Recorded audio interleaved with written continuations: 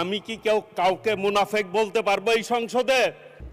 মাননীয় স্পিকার, নতুন সংসদ সদস্য তো, সেই জন্য একটা কথা বলতে চাই। আমি কি কাউকে মুনাফেক বলতে পারবো এই সংসদে? না, পারবেন না। আচ্ছা, আমি মুনাফেক বললাম না কাউকে। জুলাই সনদ নিয়ে কথা হচ্ছে, এই সংসদে আইন পাস হবে। আমরা আইনের পাস করার জন্যই জনগণ আমাদেরকে পাঠিয়েছে। আইনের বিপক্ষে কথা বললে হবে? আইনের পক্ষে কথা বলতে আসুন, আইন নিয়ে কথা বলুন। ওনারা বেআইনে চলতে চায়, কোনো আপত্তি নেই। মাননীয় স্পিকার, জুলাই আন্দোলন নিয়ে কথা হয়েছে। আমি ওই সময় জেলখানায় ছিলাম। জামাতের সাধারণ সম্পাদক গোলাম পারোয়ার সাহেব আমার পাশের সিটেই ছিলেন।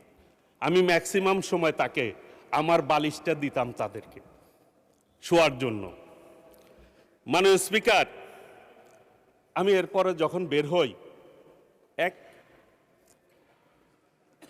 টেলিভিশনে দেখলাম শিবিরের সভাপতি বলছে উনি নাকি ওই টাইমে বাজার করেছেন, আর ছাত্র দলের সভাপতি রাস্তায় আহত হয়েছে পুলিশ দ্বারা।